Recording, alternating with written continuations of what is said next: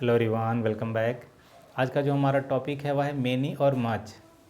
तो अनुवाद के थ्रू देखेंगे कि मेनी का प्रयोग कहाँ करते हैं और मच का प्रयोग कहाँ करते हैं। तो जो मेनी होता है और मच होता है वह एक तरह से एडजेक्टिव है, और एडजेक्टिव का प्रयोग हमेशा नाउन और प्रोनाउन को क्वालिफाई करने के लिए करते हैं। मच एडवर्ब का भी कार्य करता है, लेकिन एडवर्ब में यह बहुत ब्रॉड हो जाता है। लेकिन आज हम इस वीडियो लेक्चर में मच और मेनी को एडजेक्टिव के रूप में प्रयोग करके देखेंगे। अब ये शर्त होता है कि मच का प्रयोग कहाँ करते हैं और मेनी का प्रयोग कहाँ करते हैं। तो जो मेनी का प्रयोग हम करते हैं उसके साथ काउंटेबल नाउन आता है, लेकिन जब मच का प्रयोग करते हैं तो उसके साथ अनकाउंटेबल नाउन आता है। तो जो अगर सेंटेंस में काउंटेबल नाउन है तो उसके साथ मेनी का प्रयोग करेंगे, अगर नाउन अनकाउंटेबल है तो उसके साथ मच का प्रयोग करते हैं। तो आइए देखते हैं कुछ एग्जाम्पल के माध्यम से। जैसे एग्जाम्पल है कि हम चिड़ियाघर में बहुत से जानवर देखे। तो जो चिड़ियाघर में जो जानवर है, अब यह जो बहुत है, इसी बहुत की अंग्रेजी मेनी या मच होगा।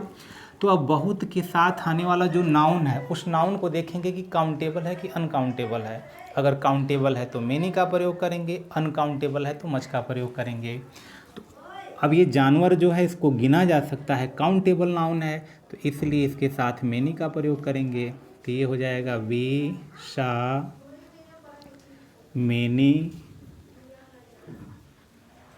animals in the zoo। उसके बाद जब मेनी का प्रयोग हम करेंगे तो मेनी के बाद जो आने वाला जो नाउन होगा, जो काउंटेबल होगा, वह हमेशा प्लूरल फॉर्म में प्रयोग किया जाएगा। जैसे हम लोगों ने बहुत से जानवर देखे, तो जानवर ये प्लूरल हो जाएगा। तो we saw many animals in the zoo, कि हम सब चिड़ियाघर में बहुत से जानवर देखे। तो काउंटेबल नाउन होने पर मेनी का प्रयोग। अब दिया है उसके बहुत से मित्र नहीं हैं, यानी उसके बहुत से मित्र नहीं हैं। तो अब यहाँ बहुत के बाद फिर यहाँ जो मित्र आया है, मित्र काउंटेबल होते हैं, तो काउंटेबल होने पर फिर मेनी का प्रयोग करेंगे। तो अब यहाँ हो जाएगा he doesn't have many friends. ये हो गया, यानी he doesn't have many friends, उसके बहुत से मित्र नहीं हैं। तो मित्र यहाँ काउंटेबल है, तो काउंटेबल नाउन होने के लिए हमको उसके पहले जो एडजेक्टिव है मेनी का प्रयोग करना है, और फ्रेंड्स प्लूरल नंबर में हो जाएगा क्योंकि काउंटेबल नाउन है। अब दिया है कि मुझे बहुत सारा काम करना है। अभी हम कह सकते हैं कि जो वर्क है वह प्लूरल भी होता है, लेकिन नहीं, बहुत सारा कार्य करना है। आज हमने बहुत सारा कार्य किया, आज मुझे बहुत थोड़ा सा ही काम करना पड़ा। तो जो वर्क है वह अनकाउंटेबल नाउन के अंतर्गत आता है, काउंटेबल नाउन के अंतर्गत नहीं आएगा, इसका ध्यान देना है। तो अगर हमें इसको करना है, मुझे बहुत सारा कार्य करना है, तो आई हैव टू डू, अब यहाँ हो जाएगा मच वर्क। ये हो जाएगा, वर्क्स नहीं करेंगे, I have to do much work, हमें बहुत सारा कार्य करना है, या I have much work to do, यह भी हो सकता है। मुझे बहुत सारा काम करना है, I have to do much work, या I have much work to do, दोनों हो सकता है। लेकिन यह ध्यान देना है कि जो यह वर्क है वह अनकाउंटेबल नाउन के अंतर्गत आएगा, यहाँ वर्क्स नहीं करेंगे। ढेर सारा कार्य करना है, अब कौन कौन सा कार्य करना है हम उसको गिना नहीं सकते हैं, इसलिए यह अनकाउंटेबल नाउन के अंतर्गत रखते हैं। अब दिया है कि इस काम को करने में तुम्हें कितना समय लगेगा। तो यहाँ कितना समय लगेगा, क्योंकि इंट्रोगेटिव में दिया हुआ है, तो अब कितना समय लगेगा। अब हाउ मेनी टाइम नहीं कह सकते हैं, क्योंकि हम टाइम को गिन नहीं सकते हैं। हाँ, अगर आवर होता, डे होता, मंथ होता, ईयर होता, तब हम उसको काउंट कर सकते थे। लेकिन जो टाइम है उस टाइम को हम काउंट नहीं कर सकते हैं, इसलिए टाइम अनकाउंटेबल नाउन के अंतर्गत आएगा। तो अगर हम इसका अनुवाद बनाते हैं तो ये होगा कि how much time will you take to do this work. ये हो गया।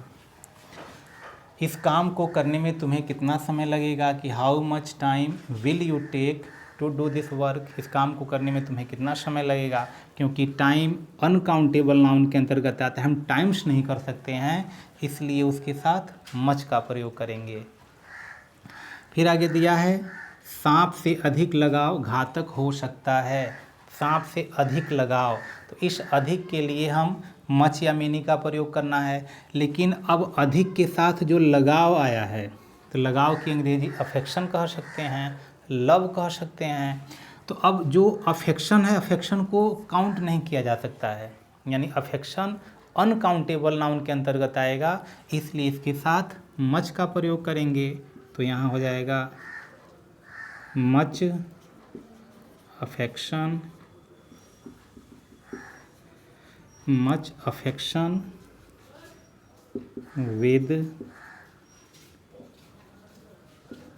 Snake may be dangerous. ये हो गया, यानी मच अफेक्शन।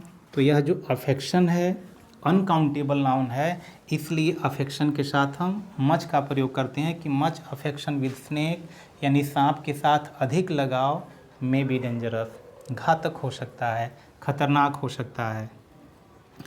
अब दिया है उसने तुम्हें कितना पैसा दिया। उसने तुम्हें कितना पैसा दिया मतलब कितना धन दिया। अगर धन के रूप में, तो जो मनी है, मनी हमेशा अनकाउंटेबल होता है, इसलिए इसके साथ भी हम मच का प्रयोग करेंगे।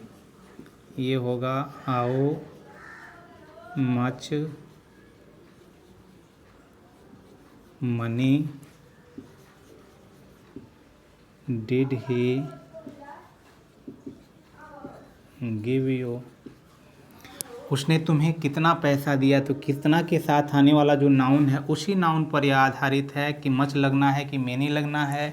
तो जो पैसा है वह अनकाउंटेबल नाउन है, गिना नहीं जा सकता है, इसलिए उसके साथ मच का प्रयोग करेंगे। तो how much money did he give you, उसने तुम्हें कितना पैसा दिया।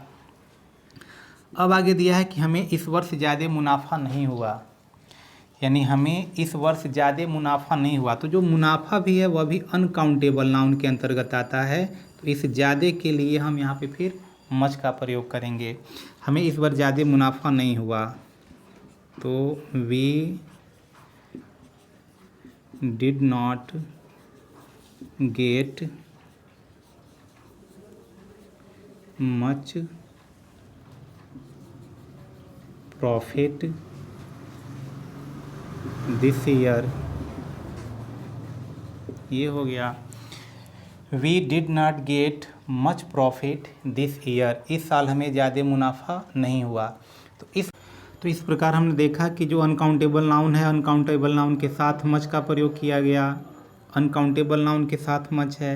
लेकिन वही जो काउंटेबल नाउन है उनके साथ मेनी का प्रयोग किया, काउंटेबल नाउन के साथ मेनी का प्रयोग किया गया। अब देखते हैं कि जो मच है वह एडवर्ब का कार्य कैसे करता है।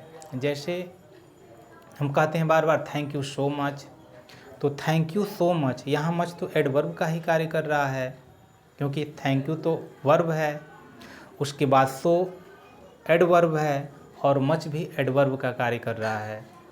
फिर अगर कोई बीमार हो, अगर बीमार व्यक्ति से हालचाल पूछते हैं, उसके स्वास्थ्य में थोड़ा सुधार आया है, अगर कहते हैं कि तुम कैसे हो, तो उसका जवाब होता है कि बेटर, अच्छे हैं।